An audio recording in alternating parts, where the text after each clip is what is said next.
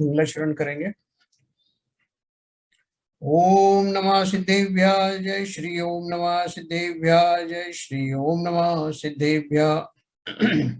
मंगलम भगवान वीरो मंगलम गौतमो गणे मंगलम कुंद कुंदाद्यो जैन धर्मोस्तु मंगलम सर्वमंगल मांगल्यम सर्व कल्याण कारकम प्रधानम सर्वधर्माणां जैनम जयतु शासनम जैनम जयतु शासनम जैनम जयतु शासनम। योगेंद्र देव द्वारा रचित परमार्थ प्रकाश नाम का ग्रंथ हमारे हाथों में है और हमने अब तक इसमें 59 दोहे हमने पढ़े हैं, जिनके द्वारा हमने शुद्धात्मा का स्वरूप समझा। शुद्धात्मा में प्रविष्ट होने के लिए, सिद्धात्मा का जो स्वरूप है उसको जानने के लिए हमने वीतराग निर्विकल्प समाधि के बारे में पढ़ा, जिसमें उपयोग को समस्त तरफ से, सारी तरफ से अपने उपयोग को, अटेंशन को हटा करके स्व में जिस क्षण हम लगाते हैं तो वो वीतराग निर्विकल्प समाधि की प्राप्ति की दिशा में वो प्रशस्त होती है। और हमने आत्मा को अपने उसके किस वो निर्विकल्प समाधि कब आएगी, उसमें हम कैसे प्रशस्त होंगे, तो उसके पहले आत्मा का स्वरूप हमने जाना कि आत्मा कैसे किन किन गुणों से सज्जित रहती है, कैसे हमेशा रहती है, कभी उसका जो है निधन होता नहीं ना। ये सारी चीजें हमने समझी।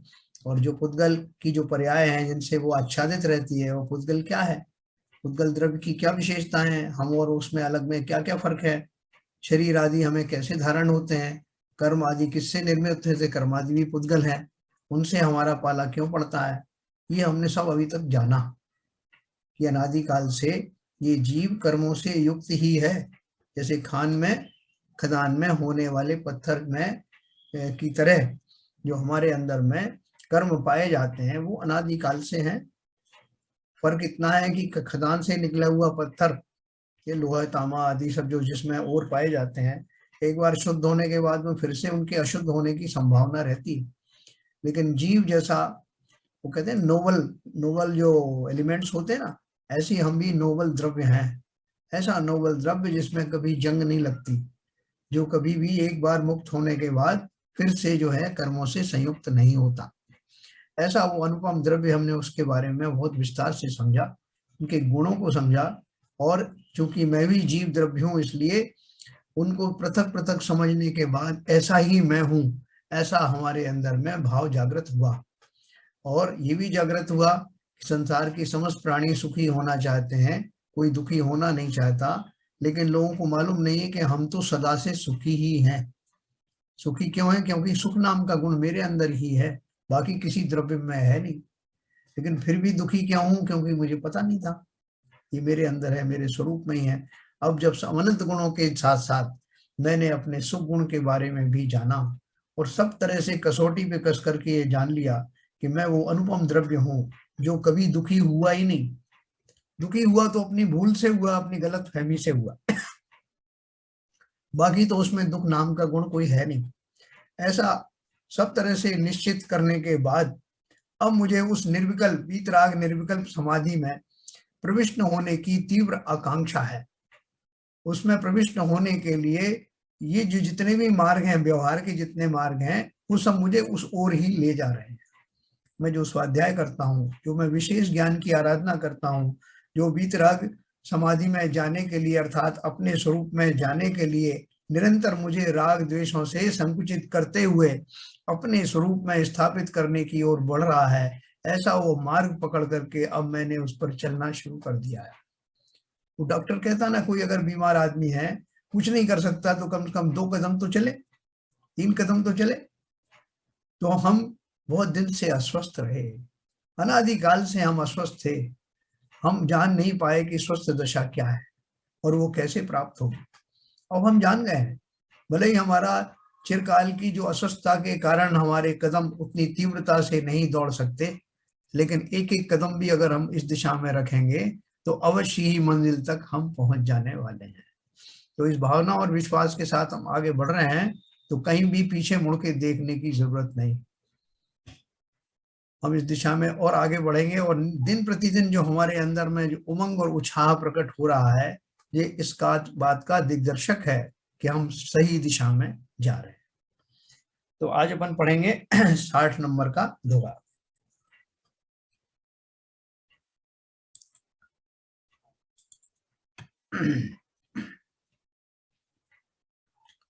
देखिए 60 नंबर का दोहा पढ़ते हैं। अथ व्यवहार नयेन जीव पुण्य पाप रूपो भवतीति प्रतिपादयति। एहु व्यवहारे जीव डौ हे उलहे विनुकम्मु बहु भावे परिणवई तेण जिधम अहम। क्या बोल रहे हैं, दूसरी जगह भी नीचे सॉरी आगे व्यवहार नय से यह जीव पुण्य पाप रूप होता है। देखो ये जो हम पाठ पढ़ते चले जा रहे हैं आगे निर्विकल्प समाधि की ओर बढ़ने के लिए, हमें अभी आत्मा का जो ज्ञान है वो हमारा अभी पूर्ण हुआ नहीं है। तो अभी हम बहुत सारी स्टेप्स के द्वारा उस आत्मा को पूर्णतः जानना चाहते हैं। तो पूर्णतः जानने के लिए जो जो उसके मार्ग में जो जो व्यवहार धर्म या जो निश्चय धर्म इन सबसे जो पाला पड़ता है उनके बारे में हम जानते चले जा रहे हैं। कि हमारे जीवन में सुनने में आता है पुण्य पाप नाम की भी कोई चीज है, तो चलो उसको भी जान लेते हैं कि वो क्या है। तो बोल रहे हैं आगे व्यवहार नय से यह जीव पुण्य पाप रूप होता है, ऐसा कहते हैं। यह जीव व्यवहार नय कर कर्म रूप कारण को पाकर अनेक विकल्प रूप परिणमता है, इसी से पुण्य और पाप रूप होता है। तो उन्होंने क्या बोला कि पुण्य और पाप रूप क्या है, ये कर्मों की ही वो दशा है। कर्म रूप कारण को पाकर अपने विकल्प रूप परिणमता है, इसी से पुण्य और पाप रूप होता है। भावार्थ से समझेंगे, यह जीव शुद्ध निश्चय न कर वीतराग चिदानंद स्वभाव है, तो भी व्यवहार न कर वीतराग निर्विकल्प स्वसंवेदन ज्ञान के अभाव से रागादि रूप परिणमने से उपार्जन किए शुभ अशुभ कर्मों के कारण को पाकर पुण्यमयी तथा पापी हो जाता है ना। देखो इतने बड़े सेंटेंस का अर्थ क्या है, ये वो सिंपल बात है कि बोल रहे हैं कि वैसे तो मेरे अंदर में इस तरह की कोई प्रवृत्ति है नहीं, लेकिन जब ये जीव व्यवहार नय से कर्म रूप परिणमता है, कर्म रूप कारण को पा करके, वो कारण भी वास्तव में कारण नहीं है, क्योंकि कारण किसका होता है, कारण उसका होता है जो कर्ता होता है। ये कारण उसको कहने में शब्द कारण इस्तेमाल किया है, लेकिन निमित्त शब्द इसके लिए अप्रोप्रिएट है ना। तो क्या बोल रहे हैं, हमने एक बात नक्की की है कि अनादि काल से मैं कर्मों से संयुक्त हूं, और जब वो जो कर्म उदय में आते हैं तो उस उदय काल में जीव के सामने वैसे प्रसंग खड़े हो जाते हैं कि वो उसको तरह तरह के विकल्प आते हैं, विचार आते हैं। उन विचारों में अगर जो है उसके एक विकल्प पॉजिटिव साइड में चला जाता है तो वो पुण्य रूप बंद हो जाता है, नवीन कर्म बंद होने की बात है ना। और अगर नेगेटिविटी में चला जाता है तो पाप का बंद होता है। लेकिन हो किसके परिप्रेक्ष्य में रहा है, वो पूर्व जो कर्म है उनके उदय में मिलने वाली जो सामग्री या प्रसंग है उनको देख करके जीव डिसीजन लेता है इधर साइड।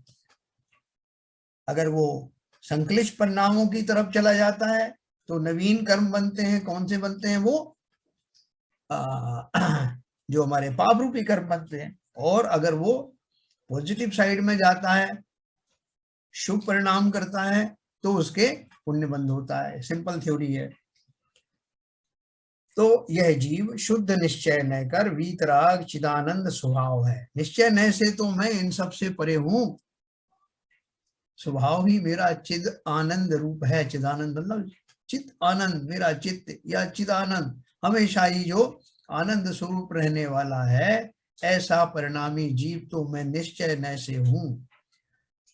तो भी व्यवहार न कर वीतराग निर्विकल्प स्वसंवेदन ज्ञान के अभाव से, वो नहीं है इसलिए रागादि रूप परिणम जाता हूं, और उस रागादि रूप परिणमने से मैं या तो शुभ भावों का सृजन करता हूं या अशुभ भाव में चला जाता हूं। फलस्वरूप पुण्य या पाप में से किसी एक को बांध लेता हूं। और मजेदार बात अपन ने पढ़ी कि ये सब जो है वो अघातीय कर्मों में ही पुण्य पाप का खेल होता है। घातीय कर्म तो सारे ही पाप जनक ही हैं, वहां कोई चॉइस है नहीं। तो चॉइस हमारी इसमें है अघातीय कर्मों में। वो अघातीय कर्मों में जो पुण्य पाप का हम बंद करते हैं, और उनके फलस्वरूप उन अघातीय कर्मों में अपने को मालूम है कौन सी पुण्य प्रकृति है, कौन सी पाप प्रकृतियां हैं। जैसे वेदनीय कर्म में है साता और असाता, दो तरह के हैं। या आयु में मान लो तो अच्छी आयु और बुरी आयु, है ना। गोत्र में मान लो ऊंचा गोत्र और नीचा गोत्र। नाम कर्म में भी जो है, जो अच्छी अच्छी हैं वो अलग अपन ने लिस्ट बनाई थी, जो खोटी वाली है वो अलग बनाई। तो ये सब जो खेल चल रहा है ना संसारी जीवों का, ये मेरी थोड़ी सी भूल से है, बहुत परेशानी वाली बात नहीं। ये जो गेम चल रहा है ना, गेम ये मैंने शुरू किया है और मैं ही इसे खत्म करने वाला हूं। तो यद्यपि यह व्यवहार नयकर पुण्य पाप रूप है, तो भी परमात्मा की अनुभूति से तन्मयी जो वीतराग, सम्यक दर्शन, ज्ञान, चारित्र और बाह्य पदार्थों में इच्छा के रोकने रूप तप, ये चार निश्चय आराधना है। देखो ये चार निश्चय आराधना बताई, कौन कौन सी बताई? वीतराग मतलब राग से रहित, अर्थात रागों में कमी लाना। सम्यक दर्शन अर्थात श्रद्धा में सच्ची श्रद्धा लाना। और ज्ञान, चारित्र, ये तीनों को मैं एक साथ रख दूं तो ये रत्नत्रय हो गए। और बाह्य पदार्थों में इच्छा के रोकने रूप तप, इच्छा निरोधश तप है ना। तो ये चार निश्चय आराधना है। ये आराधना किसको करना है? मुझे करना है। और उसमें एक क्वालिफिकेशन क्या लगा दिया उन्होंने? परमात्मा की अनुभूति से तन्मयी। जैसे वो चाशनी चढ़ाती ना बहनें हमारी महिलाएं, कोई पकवान बनाती है उसके ऊपर चाशनी चढ़ा के एक लेयर चढ़ा देती है पक्का, है ना, तो उसमें जो है स्वाद ज्यादा आता है। ऐसे ही यहाँ जो मैं ये सब कर रहा हूँ, ये इच्छा निरोध रूपी जो तप आदि भी धारण कर रहा हूँ, सम्यक दर्शन, ज्ञान, चारित्र में मन लगा रहा हूँ, उसके पीछे एक चाशनी जो है लेके चलना। वो चाशनी क्या है? परमात्मा की अनुभूति से तन्मयी, है ना। सब तरह से तन्मय होकर के फिर जो वीतराग होने के बाद, वीतराग अभी नहीं भी हुए तो वीतरागता की दिशा में तो बढ़ेंगे ना। क्योंकि ये जो मेरा सम्यक दर्शन होगा, सम्यक दर्शन के भी दो भेद अपन ने पढ़े, सराग सम्यक दर्शन और वीतराग सम्यक दर्शन। उनका अर्थ क्या है? सम्यक दर्शन के ऐसे भेद नहीं है, लेकिन वो भेद इसलिए डाले गए हैं कि मैं सम्यक दृष्टि तो जो है वो चौथे गुण स्थान का जीव भी होता है, लेकिन राग उसके बाकी है ना भी।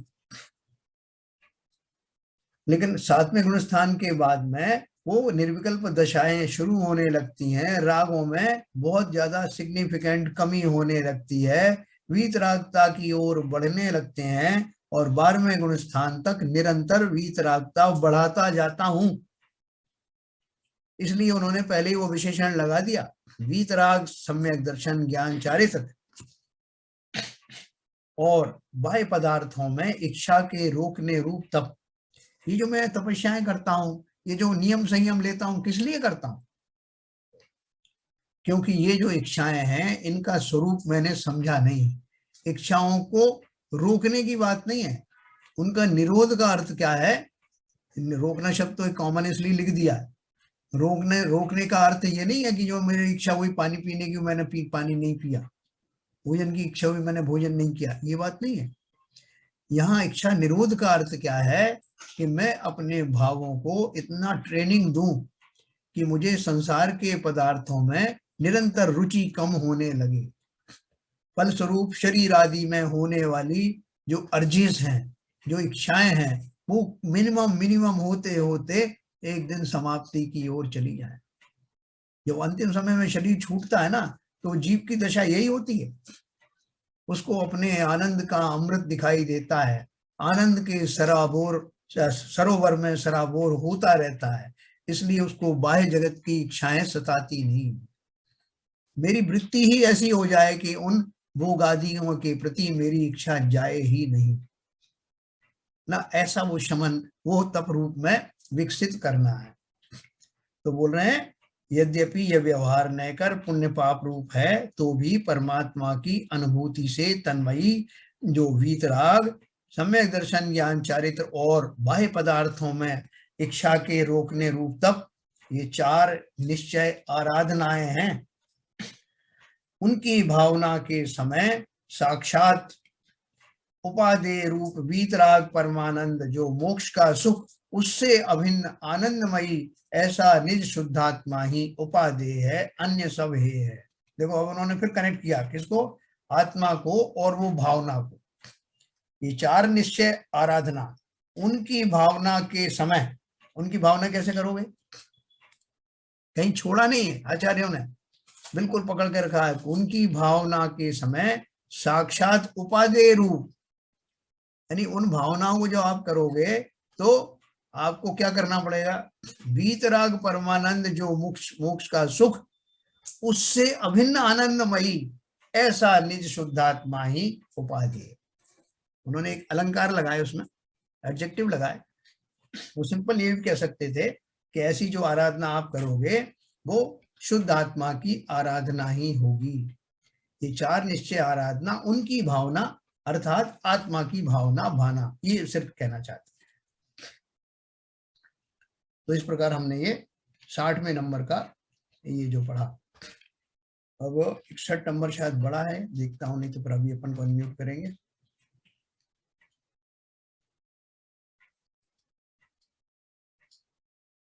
इकसठ भी छोटा ही है, फिर भी मैं आपका म्यूट करता हूँ, बीच बीच में आप पूछते जाइए।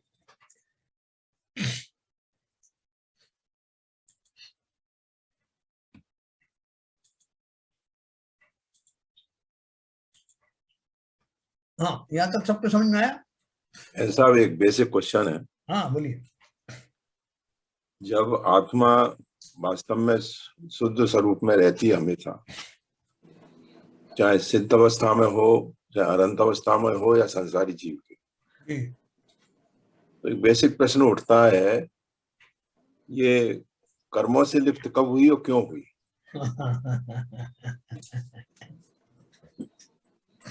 देखो ये प्रश्न शुरू बहुत लोगों के उठते हैं, उठना भी चाहिए, और शुरू में ही आचार्यों ने उसका बिना पूछे ही उत्तर दे दिया है शुरू से। अपन ने कल जो पढ़ा था और आज भी वही पढ़ा कि अनादिकाल से ये जीव कर्मों से युक्त है, और उसका कोई स्टार्टिंग तो है नहीं कि साहब इतने दिन तक आत्मा जो है स्वच्छंद विचरण करती रही और एक दिन आके कर्मों ने उसको पकड़ लिया। तो ऐसा तो अगर होता तो फिर वो कभी भी पकड़ जाते, आत्मा सिद्ध होने के बाद भी पकड़ी जा सकती थी। वहां भी वो फिर जो है भयग्रस्त रहती कि पता नहीं कहाँ से कोई कर्मों का एक समूह आए और मुझे फिर से पकड़ ले। और चूंकि वहां किसी तरह का कोई शंका या किसी तरह का भय नहीं होता, इसका अर्थ है कि मुक्त अवस्था जो है परमानेंटली मुक्त होती है। लेकिन वो कब से थी, बोलते हैं जब से सृष्टि है तब से आत्मा का ऐसा ही स्वरूप है। तो उसमें बहुत सारे क्वेश्चन आते हैं कि सब कितनी आत्माएं हैं, वो फैक्ट्री कहाँ है जहाँ आत्माओं का निर्माण हो रहा है, अब और आत्माएं बनेंगी क्या, मुझे ही क्यों बनाया गया, ऐसे बहुत सारे क्वेश्चन। और जब सृष्टि को किसी ने बनाया नहीं तो अपने आप कैसे बन गई? तो इन सब समस्याओं का अर्थ उन्होंने एक ही दिया, समझिए कि ये सृष्टि जैसी जिस अवस्था में दिखाई दे रही है, प्रारंभ से ही ऐसी ही है, हमेशा से ऐसी ही है। ये इसको किसी ने ना तो बनाया है, ना कोई इसका अंत कर सकता है, क्योंकि अगर कोई बनाएगा तो अंत भी होगा। और अगर हम कहें कि इतने इतने साल पहले ये सृष्टि बनी, आत्मा और उसका जो है संयोग हुआ, तो उसके पहले क्या था? ये सारे प्रश्न और दूसरे दर्शन में पूछे जाते हैं, तो वहां को निरुत्तर हो जाते हैं कि अगर ईश्वर नाम की कोई चीज है तो ईश्वर को किसने बनाया? जब तक वो नहीं बना था तब तक कौन काम चला रहा था? और उसके पहले क्या दशाएं थी? तो इसका कोई उत्तर नहीं है ना। तो इसलिए उन्होंने बोला सर्कल की तरह से इसका कोई आदि और अंत है नहीं, और हमेशा से जीव, इस खान का पत्थर का उदाहरण मैंने आपको पहले बीच बीच में इसलिए दिया था, आप ये प्रश्न ना पूछे। तो आया मेरे पास, ऐसा ही उत्तर दिया हुआ सब जगह। दूसरा प्रश्न है साहब जी, ये जैसे संगी पंचेंद्री जीव होता है, हाँ, उसके मन होता है, भाव होते हैं, वो क्या कहते हैं राग द्वेष और ये सारे करता है, तो कर्म बनते हैं। हाँ। तो ये स्थिति एक इंद्रिय, दो इंद्रिय, तीन इंद्रिय जीवों में क्या रहती है? क्या वो भी कर्म बांधते हैं क्या? बताओ भाई, सब लोग बताओ।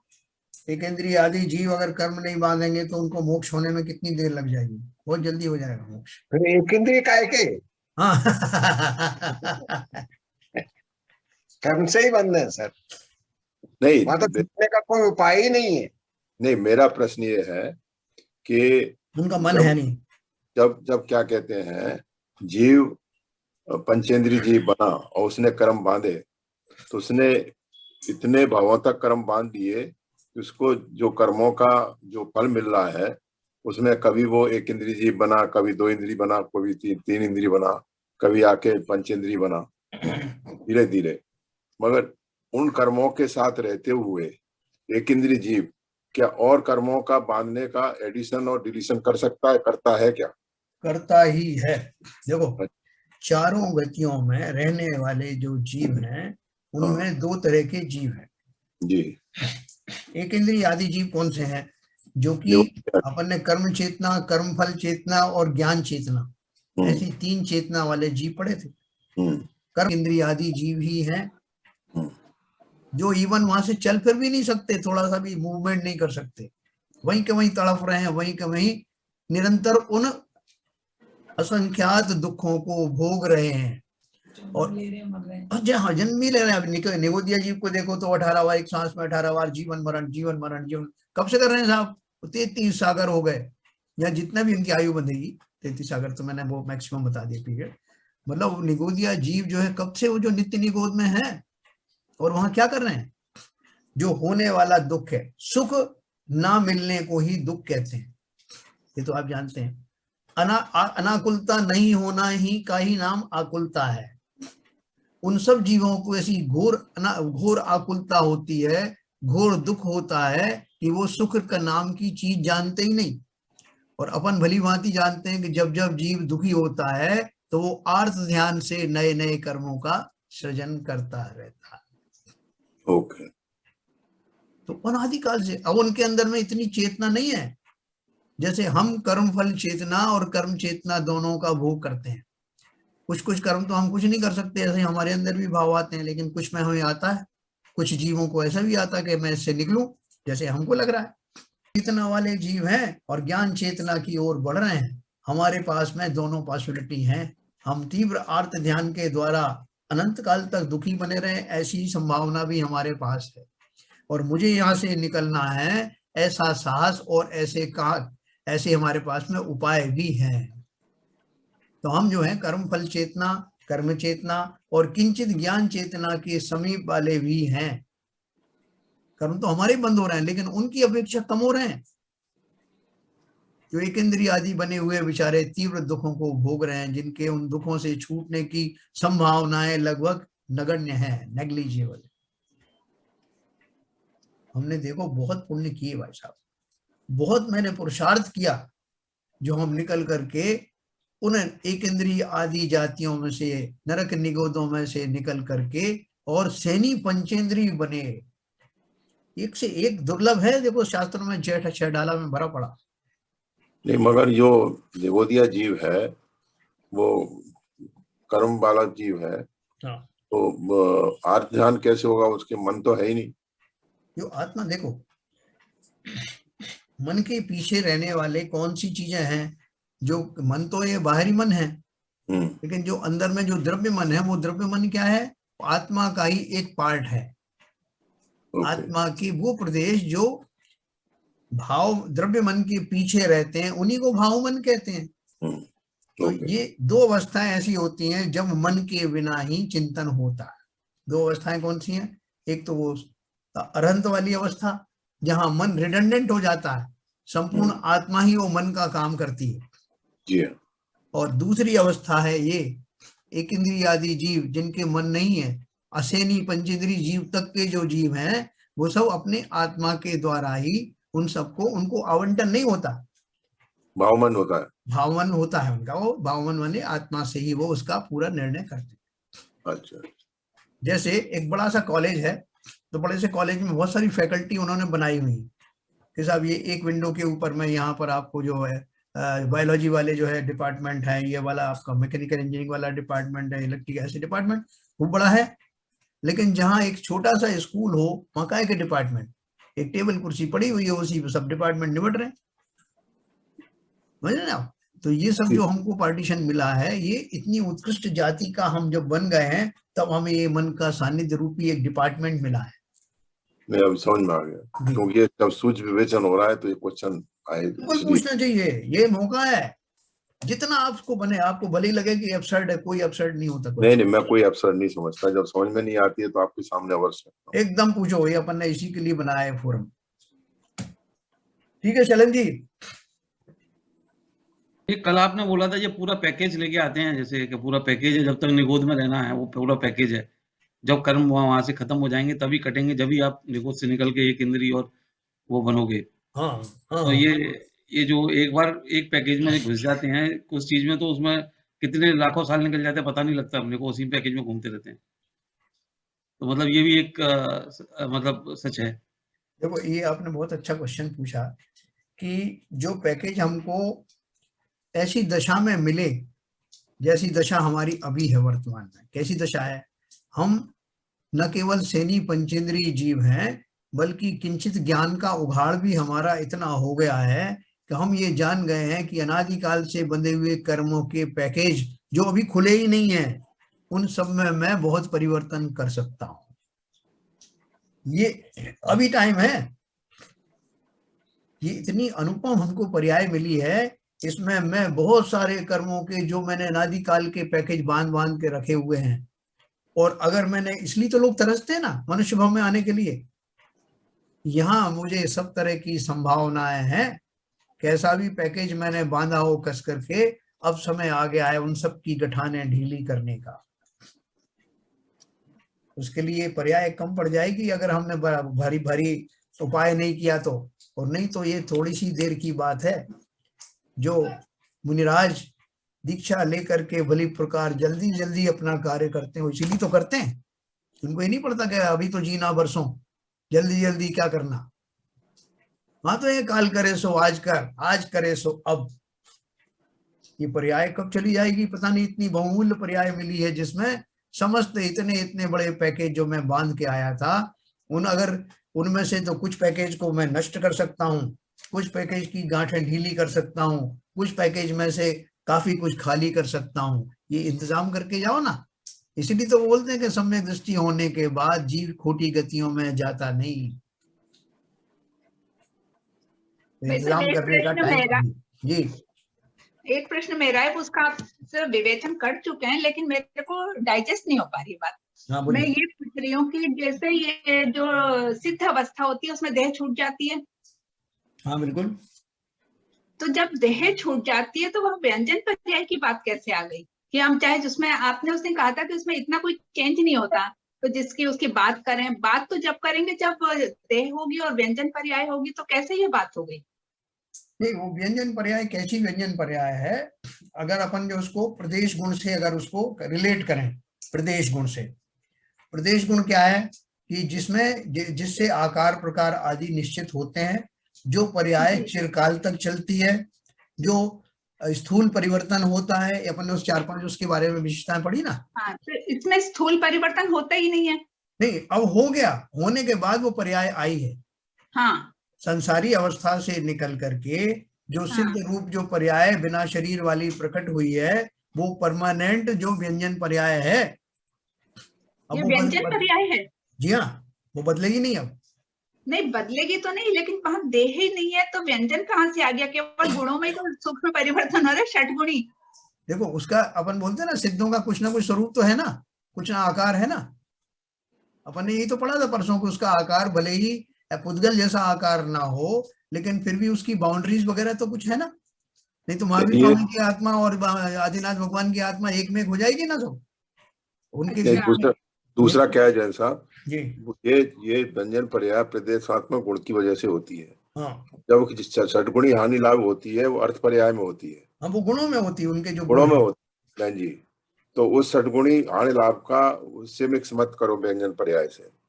नहीं, षडगुणी को मिक्स नहीं किया, मैं यही कह रही हूँ, वहां पे तो केवल गुणों की बात है कि सूक्ष्म जो होता है नहीं, षडगुणी। जो निराकार शरीर है, जी जैसे आदिनाथ भगवान का शरीर इतना बड़ा था, जी तो जब वो सिद्ध हुए तो वो उससे थोड़ा सा कम आकार में उनका सिद्ध स्वरूप हो गया वहां, तो वो भी जी एक आकार है। तो वो जो आकार पाया, जो आपने जैन साहब ने अभी बताया विवेचन करके, वो व्यंजन स्वरूप, व्यंजन पर्याय हो गई परमानेंट। स्वभाव व्यंजन अच्छा, पर्याय प्रकट हो। अच्छा, उस आकार को व्यंजन पर्याय बोला। हाँ, वो जिसका परमानेंट व्यंजन आकार पर्याय में हो। कभी भी चेंज नहीं होगा, ये परमानेंट है। बिल्कुल यस, बिल्कुल बिल्कुल। क्योंकि व्यंजन जब पर्याय की परिभाषा ये है कि चिरकालीन पर्याय को अपन चिरकाल में भी अलग अलग हो सकता है, लेकिन यहाँ वो कैसी चिरकालीन है कि हमेशा के लिए वो वहां जाके उस अवस्था में फ्रीज हो जाती है। जैसे हाँ एक बच्चा पैदा होता है और बढ़ता जाता है, बढ़ते बढ़ते बढ़ते जो वो चेंजेस आते हैं, वो व्यंजन पर्याय है। जी, हाँ हाँ इसीलिए मैं कंफ्यूज हुई कि जहाँ देह नहीं है तो वहां व्यंजन पर्याय कैसे हो गई। वो परमानेंट हो गई लास्ट। हाँ, अब समझ में आ गया। नहीं तो 2 दिन से मेरे दिमाग में यही चल रहा था कि मैं कैसे पूछूं, आप तो इतना विवेचन कर चुके हैं और मेरे नहीं समझ में नहीं आ रही। नहीं नहीं, आप तो नीरजा जी कभी भी, जैसे आपने पहले भी बीच बीच में फोन से पूछा, फोन से जी पूछ सकती हैं, इतने दिन तक कंफ्यूजन लेके जाने की कहाँ जरूरत। हाँ, वो ठीक है, विकल्प लेकिन अपने इतना विवेचन करने के बाद मेरे को इतना कंफ्यूजन हो रहा था कि डाइजेस्ट नहीं हो रही थी। जब देह नहीं है तो कहाँ से व्यंजन आ गया। नहीं नहीं नहीं, नहीं। पूछना जरूर चाहिए। जैसा आप इसको रिपीट कर देंगे, कर्म के 3 स्वरूप बताए थे आपने। हाँ, कर्म इतना क्या क्या बताए थे, मतलब निगोदिया जीव के? कर्म चेतना, कर्मफल चेतना, है ना, हाँ, यही ना, और ज्ञान चेतना। अच्छा अच्छा। ज्ञान चेतना, ज्ञानी जीवों की ज्ञान चेतना होती है, सम्यक दर्शन के बाद ज्ञान चेतना शुरू होती है, और उसके पहले की जो अवस्था है वो संसारी जीवों की है। वो उनमें कर्म फल चेतना होती है। उसमें हाँ, जो एक इंद्रिय जीव आदि हैं, जो कुछ करने की ना साहस कर सकते हैं ना सोच सकते हैं, वो सारे कर्म चेतना वाले हैं, वो सिर्फ कर्मों को भोग रहे हैं। Okay okay. और जो कर्म फल चेतना, हम दोनों तरह की चीजें करते हैं। कुछ कर्म तो हम सिर्फ भोगते ही रहते हैं, और कुछ कर्म को हम दूर करने का साहस करते हैं। जैसे कोई अग्नि लग जाए तो बहुत सारे जीव भाग खड़े होते हैं ना, तो जी, 3 इंद्रिय से ज्यादा जीव उनमें ये सामर्थ्य होती है वो भाग लें, एक इंद्रियों में तो वो भी साहस नहीं है। यस यस, ऐसा। बहुत बढ़िया था, बहुत बढ़िया। तो इस तरह से जो आपने पूछा, अनादिकाल से जीव आत्माएं ऐसी ही हैं, और जितनी हैं उतनी ही हैं, उनमें कोई कमी ज्यादा होती नहीं है। संसार का स्वरूप ऐसा ही है, हमेशा से है, हमेशा रहेगा। बहुत बढ़िया। चलिए, और किसी का कोई प्रश्न है? हमने 61 नंबर, 61 ले लीजिए सर। 61 में लिखा हूँ, देखो।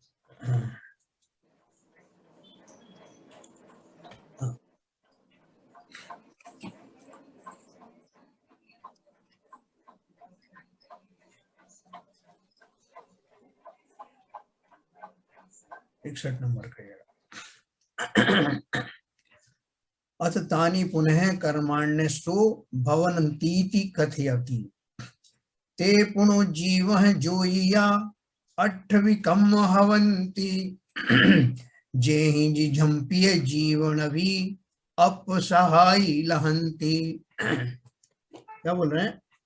आगे कहते हैं ये कर्म 8 हैं, वे कर्म 8 हैं जिनसे संसारी जीव बंधे हैं।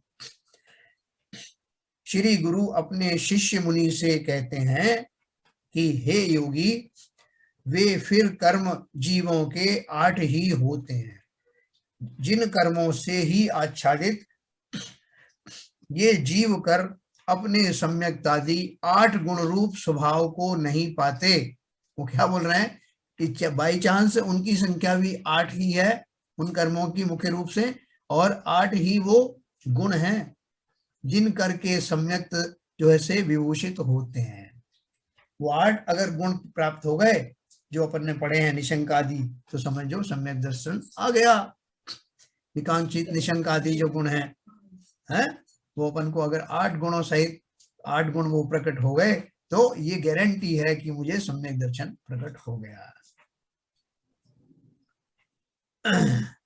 इसका अर्थ है कल सब लोग ये 8 कर्म जो है 8 गुण जो है फिर से पढ़ के आना सम्यक दर्शन के, कल मैं पूछने वाला हूं कि वो 8 प्रसिद्ध सम्यक दर्शन के गुण कौन से हैं। और दूसरी एक चीज और सबसे मेरी निवेदन है कि अब तक हमने जितने ग्रंथ यहाँ तक पढ़े हैं उनके टोटल लिखना, उनके नाम सहित। वो अपना जो ग्रुप है उसमें सब भेजना और क्रम से भेजना, कौन से क्रम से क्या पढ़ा, अपन देखेंगे किसका क्रम सबसे सही है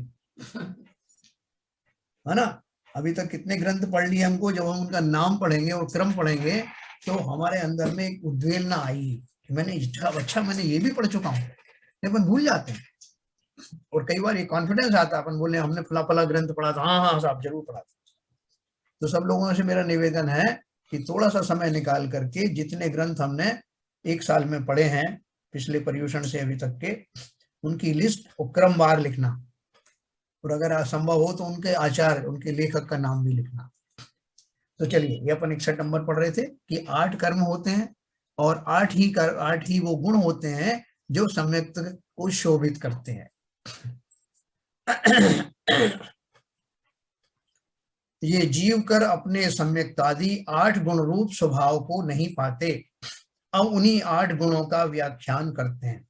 देखो इसमें उन्होंने दिया भी है आगे, सम्मत इत्यादि। इसका अर्थ ऐसा है कि शुद्ध आत्मा आदि पदार्थों में विपरीत श्रद्धान रहित जो परिणाम, उसको क्षायिक सम्यक्त्व कहते हैं। अपन ने 3 तरह के सम्यक पढ़े थे ना, कौन कौन से? औपशमिक, क्षायोपशमिक और क्षायिक सम्यक। औपशमिक सम्यक आप सब जान गए, वो अपन ने करण लब्धि को कैसे प्राप्त किया था, उसमें 5 लब्धियों पूर्वक अपन ने औपशमिक सम्यक प्राप्त किया था, जिस काल में उन सब जो कर्मों के जो विपक्षी थे, जो हमको सम्यक दर्शन नहीं होने दे रहे थे, ऐसे मिथ्यात्वादी उन गुणों का हमने वहां पर उपशम किया था। उतनी देर तक एक अंतर्मूर्त के लिए उनको कील दिया था और फलतः उपशम सम्यक प्राप्त हुआ था, जो एक अंतर्मूर्त के लिए था। दूसरा हमने पढ़ा था कि अगर एक अंतर्मूर्त के बाद में वो अनंतानुबंधी की कोई कषाय अगर आ जाती है, या अपन ने पढ़ा था उसमें अनंतानुबंधी नहीं, ये जो 3 जो अपनी जो प्रकृतियां थी उनमें से सम्यक प्रकृति का अगर उदय हो जाता है तो क्षायोपशमिक सम्यक प्राप्त हो जाता, कन्वर्ट हो जाता। तीसरा हमने ये पढ़ा था कि अगर वो औपशमिक सम्यक्त वाले जीवों ने विशेष प्रयत्न किया, देव शास्त्र गुरु को, देवों के अरहंतों के पाद मूल में जाकर, केवलियों के पाद मूल में जाकर के विशेष भावों के द्वारा क्षायिक सम्यक की प्राप्ति कर ली, तो वो क्षायिक सम्यक कैसा हो गया कि अब वो कभी जाएगा नहीं, है ना। ऐसा क्षायिक जिसका कभी क्षय ना हो, तो ये क्षायिक सम्यक की बात कर रहे हैं। इसका अर्थ ऐसा है कि शुद्ध आत्मादि पदार्थों में विपरीत श्रद्धान रहित जो परिणाम परमानेंट हैं, उसको क्षायिक सम्यक कहते हैं। 3 लोक 3 काल के पदार्थों को एक ही समय में विशेष रूप सबको जाने, वह केवल ज्ञान है। ये टर्मिनोलॉजी अपन ने पहले पढ़ी ना, उन्हीं को रिपीटेशन है। क्षायिक सम्यक आप समझ गए, फिर केवल दर्शन, केवल ज्ञान पढ़ गए। केवल ज्ञानी जीव ही कौन होता है? जिसको क्षायिक सम्यक दर्शन होता है, वही केवल ज्ञानी होता है। फिर सब पदार्थों को केवल दृष्टि से एक ही समय में देखे, वह केवल दर्शन है। दर्शन में और ज्ञान में क्या फर्क है कि दर्शन गुण पदार्थों का सामान्य अवलोकन करता है, और जब उसको विशेष रूप से जानने की बात आती है तो उसे केवल ज्ञान कहते हैं। लेकिन संसारी अवस्था में इसमें क्रम पड़ता है, सामान्य अवलोकन के बाद में फिर विशेष ज्ञान होता है। लेकिन जो केवल ज्ञान वाली दशा है उसमें दोनों एक साथ होते हैं, वह क्रम नहीं पड़ता कि पहले दर्शन होगा फिर ज्ञान होगा, वह एक साथ होता है। तो 3 काल के पदार्थों को एक ही समय में विशेष रूप सबको जाने, वह केवल ज्ञान है। सब पदार्थों को केवल दृष्टि से एक ही समय में देखे तो केवल दर्शन है।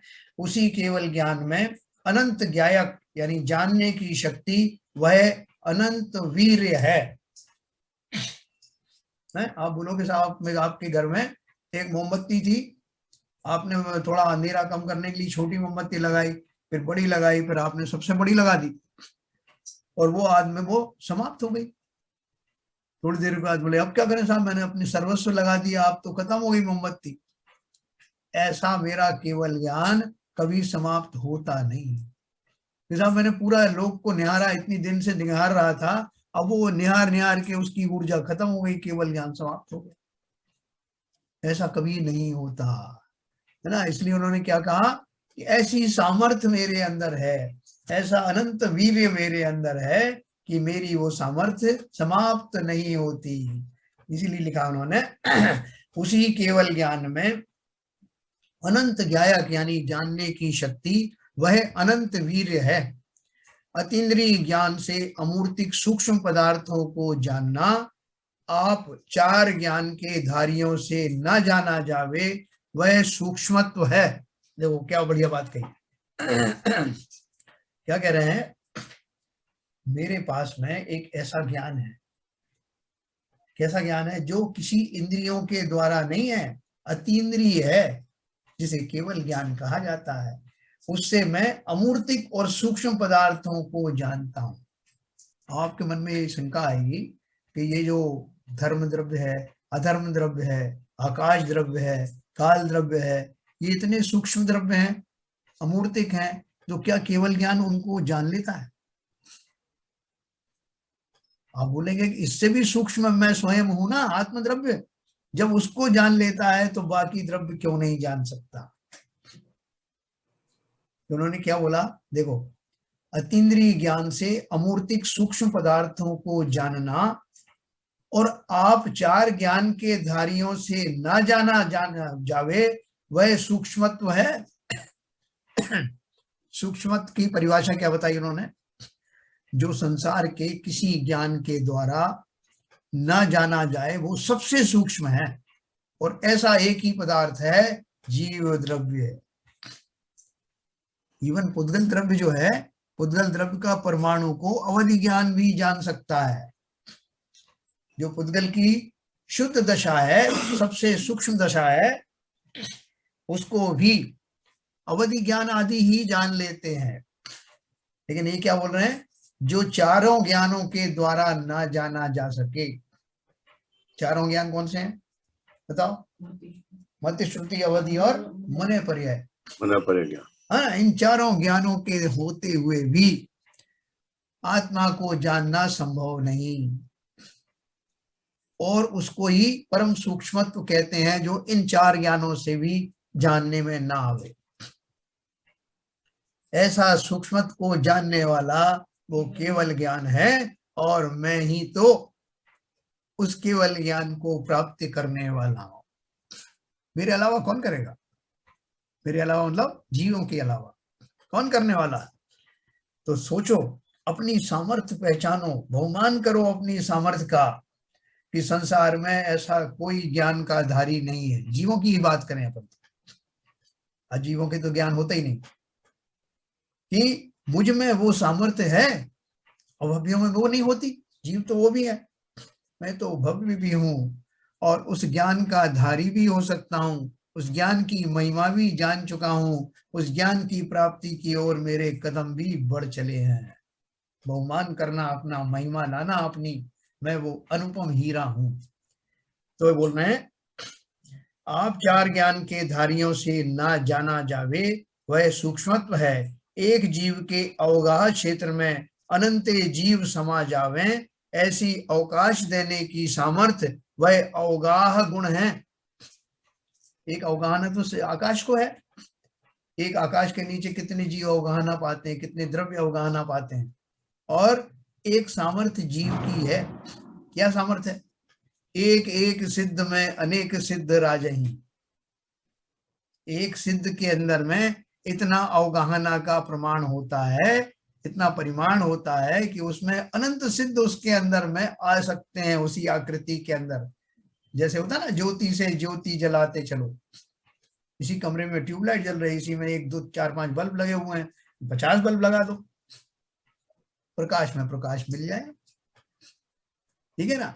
ऐसी सामर्थ्य सिद्ध जीवों के है कि वहां एक ही सिद्ध, नहीं तो सिद्ध लोग कब का भर गया होता, क्योंकि वो इतना सूक्ष्म होता है कि उसमें कुछ फर्क नहीं पड़ता। प्रकाश तो स्थूल पर्याय है उद्गल की, लेकिन वो तो इतनी सूक्ष्म पर्याय है जीव द्रव्य की कि उसमें अनेक, एक सिद्ध के अंदर अनेक सिद्ध जो हैं वो बैठ सकते हैं, विराजमान हो सकते हैं।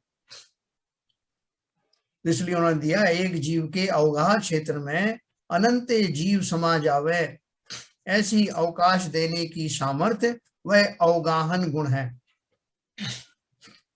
सर्वथा गुरुता और लघुता का अभाव, अर्थात ना गुरु ना लघु, उसे अगुरु लघु कहते हैं, है ना। इस गुण के कारण कोई भी द्रव्य ना तो इतना हल्का हो जाएगा कि वो रुई की तरह उड़ जाए, और ना इतना भारी होगा कि वो पत्थर या शिला के रूप में बना रहे।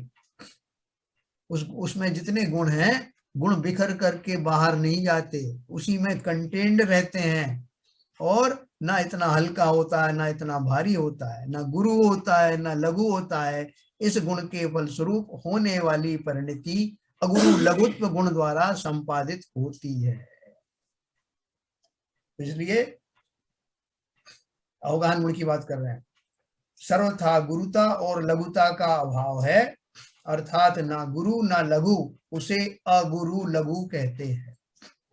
और वेदनी कर्म के उदय के अभाव से उत्पन्न हुआ समस्त बाधा रहित जो निराबाध गुण, उसे अव्याबाध कहते हैं। जो वेदनी कर्म है ना, वेदनी कर्म के उदय में उदय होता है तो क्या क्या होता है, हमें कम ज्यादा होता रहता है ना, उसमें बाधाएं आती रहती हैं। जैसे अब मेरा वेदनी कर्म का उदय आ गया, साता वेदनी का उदय था और अच्छा खासा चल रहा था साहब, अचानक से पता नहीं असाता कहाँ से शुरू हुई। हम डरते रहते हैं कहीं साता से चलते चलते असाता ना आ जाए, इसलिए कुशलक्षेम पूछते रहते हैं एक दूसरे से, पूछने से हालांकि वो टलता नहीं। तो यहाँ बोल रहे हैं कि सिद्धों के वो अव्याबाध नाम का जो गुण है वो प्रकट होता है। अव्याबाध का अर्थ है कि अब तुम्हें कोई बाधा होने वाली नहीं है, निकल गई सारी बाधाएं जिनकी, और अब कोई बाधा खड़ी होने वाला नहीं है। इसलिए वो जो सुख गुण उनका मिलता है, वो उसमें एक विशेषता होती है कि वो अव्याबाध सुख होता है, जिसमें कोई किसी भी तरह की कभी भी बाधा होती नहीं। आप चिरंतन निरंतन उस सुख का उपभोग करते रहेंगे। तो कौन मूर्ख है जो सिद्ध नहीं बनना चाहेगा? कौन मूर्ख है जो कि मोक्ष नहीं जाना चाहेगा? ऐसा अतीन्द्रिय महान सुख, और जो निरंतर मिलता रहे, कभी खुटे नहीं, खत्म ना हो, कोई उसमें बाधा होने की कोई संभावना नहीं, ऐसा चिरंतन सुख का भोग करते हैं वो सिद्ध।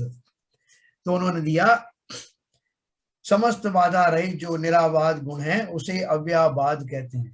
ये सम्यक्त्वादि 8 गुण जो सिद्धों के हैं, वे संसारा अवस्था में किस किस कर्म से ढके हुए हैं, इसे कहते हैं। कि मेरे ये जो 8 कर्म हैं, जो सिद्धों के 8 गुण जो सिद्धों के हैं, वो मुझे संसारी अवस्था में क्यों नहीं मिलते, किन्होंने ढाक रखा था? तो उसका जवाब दिया उन्होंने, इसे कहते हैं सम्यक्त गुण मिथ्यात्व नाम दर्शन मोहनी कर्म से आच्छादित है। एक एक गुण को पकड़ लो। मेरा जो सम्यक्त नाम का जो गुण है, उसको किसने ढका हुआ था? मिथ्यात्व नाम के दर्शन मोहनी कर्म से आच्छादित था। केवल ज्ञानावरण से केवल ज्ञान ढका हुआ था, केवल दर्शनावरण से केवल दर्शन ढका है, वीर्यांतराय कर्म से अनंत वीर ढका है, आयु कर्म से सूक्ष्मत्व गुण ढका है। जब तक आयु कर्म है, आयु किसकी होती है? जीव की कि शरीर की? शरीर की होती है। yes. जब तक वो आयु कर्म था, तब तक मैं उस केज से बाहर निकल नहीं सकता था, और ना निकल पाने के कारण मेरा वो जो सूक्ष्मत्व वाला जो गुण था, जो सिद्धों को प्राप्त है, जो सिर्फ केवल ज्ञान के द्वारा ही जिसे जाना जा सकता है, उस सूक्ष्म दशा को मैं प्रकट ही नहीं कर पा रहा था, देख ही नहीं पा रहा था। तो आयु कर्म को उन्होंने उसके लिए रिस्पॉन्सिबल ठहराया। आयु कर्म से सूक्ष्मत्व गुण ढका है, क्योंकि आयु कर्म उदय से जब जीव परभव को जाता है, वहां इंद्रिय ज्ञान का धारक होता है।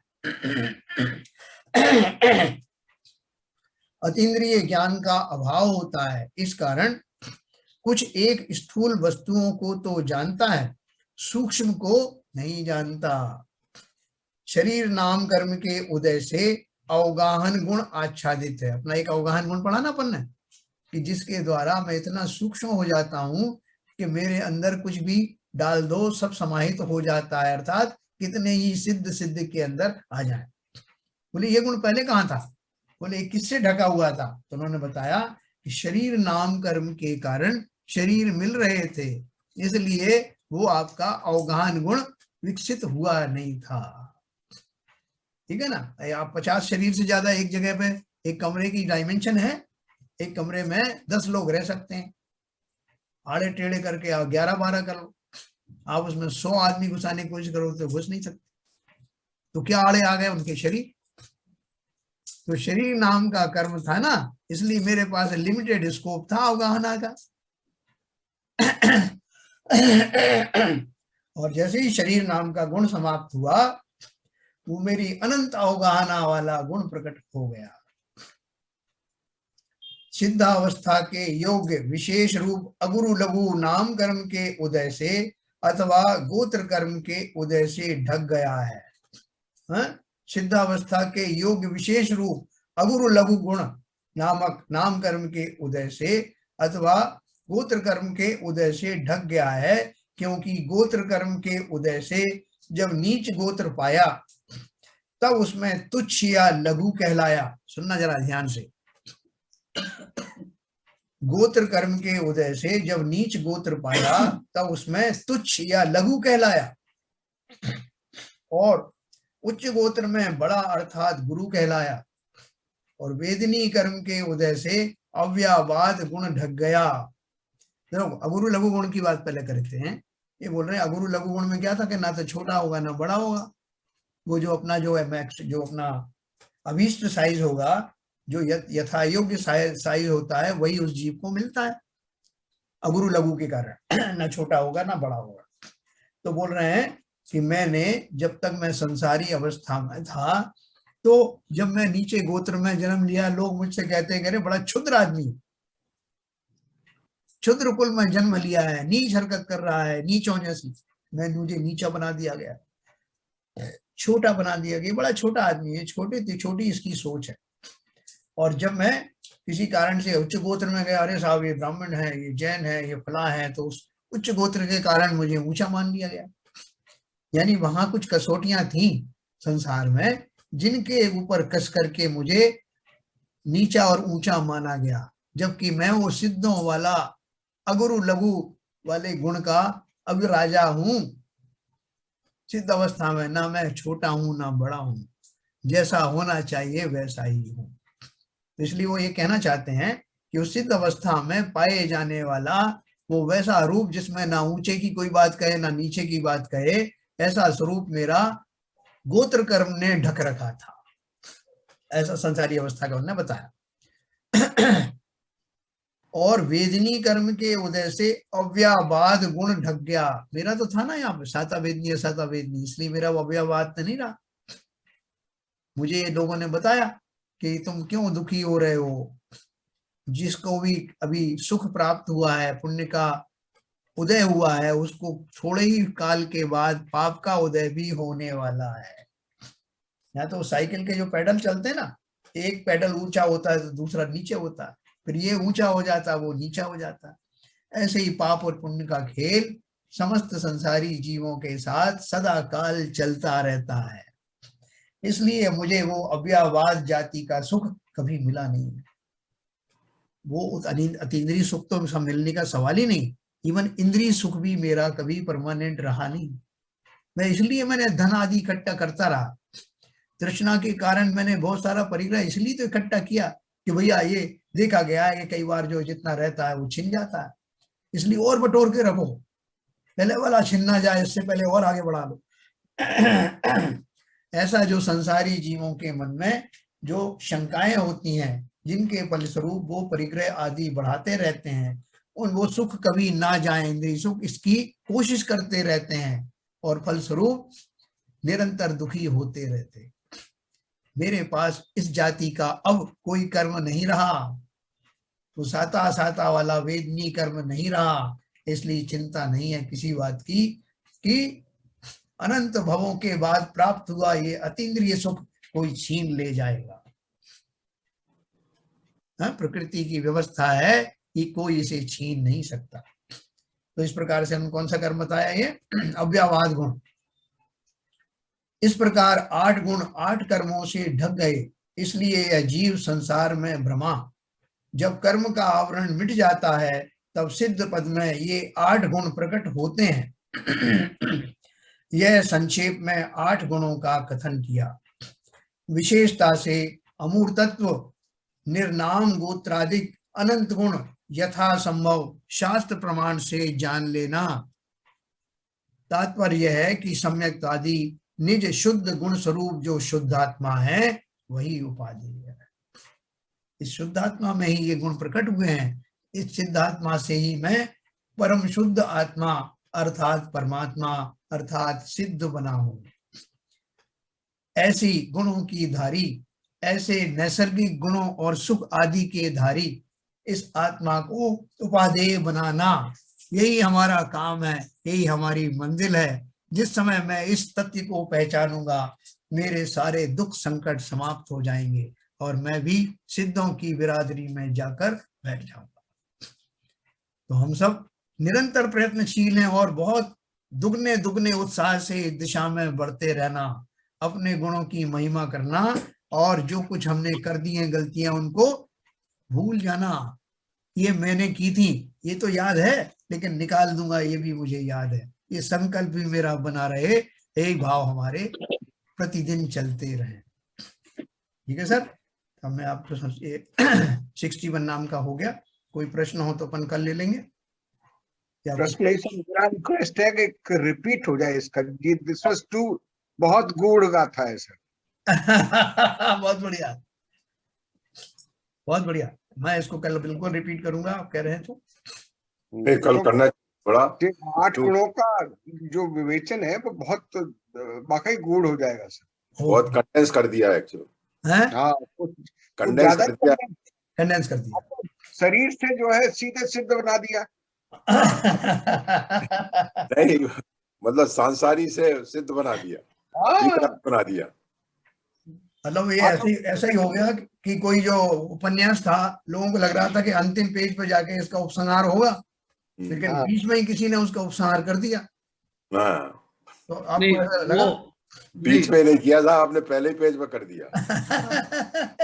नहीं, यहाँ पर ऐसा लगता है कि योगेंद्र देव जी हर बात को मतलब सिद्ध से, हर आत्मा को सिद्ध से मतलब कंपेयर करते जाएंगे। तो यहाँ पे भी जैसे 8 गुणों को लिया, परमात्मा प्रकाश है ना, उसका अर्थ ही समझो कि मैं अपनी पिछली दशाओं को कैसे कनेक्ट करूं उस एंड पॉइंट पर।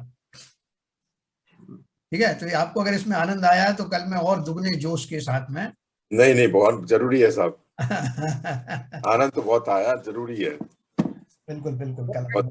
नहीं, ऐसा क्या है कि अभी तक अघातिया कर्म कब आते हैं, कब प्रकट होते हैं, घातिया कर्म कब जाते हैं, कब प्रकट होते हैं, तो उनसे जो 8 गुणों का मिलान करना बहुत कंडेंस एक आदि टाइम में ही आपने बता दिया। जी जी जी जी जी बिल्कुल। तो ये लगता है डिजर्व्स मोर देन। ये ग्रंथ योगेंद्र देव जी ने उन्हीं के लिए लिखा है जिनकी प्राइमरी हो चुकी है अच्छी तरीके से। बाकी किसी के समझ में आना बड़ा मुश्किल है, क्योंकि जो बात कर रहे हैं वो बहुत शॉर्ट में रख रहे हैं। तो वो वही लोग समझ सकते हैं जो पहले इसका विवेचन हो चुका है और समझ चुके हैं। साहब वो भी समझने के लिए इसका विवेचन इतना डिटेल ना हो तो वो नहीं समझ में आएगा। यस सर, भले ही आपने पूरी रामायण पहले पढ़ चुके हैं हम सारी। संसारी जीवों के 8 कर्म और उन 8 कर्मों के जाने से सिद्ध पर्याय में कौन कौन से वो प्रकट होते हैं, यही तो पूरा जैन है, पूरा जैन दर्शन, पूरी जैन कथा पूरी खत्म हो गई।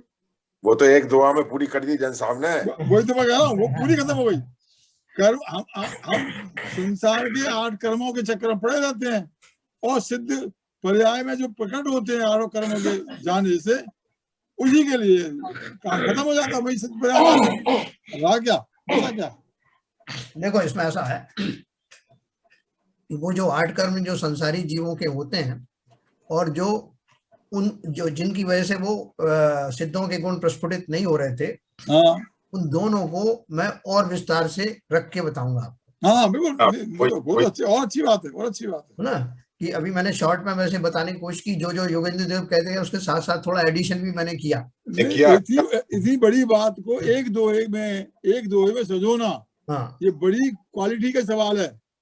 ये एक दो के अंदर इतनी बड़ी बात का, बहुत बड़ी बात है। ये पूरा जैन धर्म आ गया उसमें। यही तो कवियों की जो ना विशेषता यही होती है कि कम से कम शब्दों में पूरा समंदर गागर में सागर लाना। हाँ, जैन धर्म का पूरा विवेचन आ गया, कोई बचा ही नहीं, कोई पॉइंट ही नहीं बचा। तो मैं कल आपको इसको बहुत विस्तार से बताऊंगा कि वो संसारी जीवों के वो कौन से 8 गुण है जो उन्होंने संक्षेप में बताए हैं, जिसके कारण मेरे वो सिद्धों वाले गुण प्रकट नहीं हो पा रहे थे। ठीक है सर, चलिए जिनवाणी स्तुति करेंगे।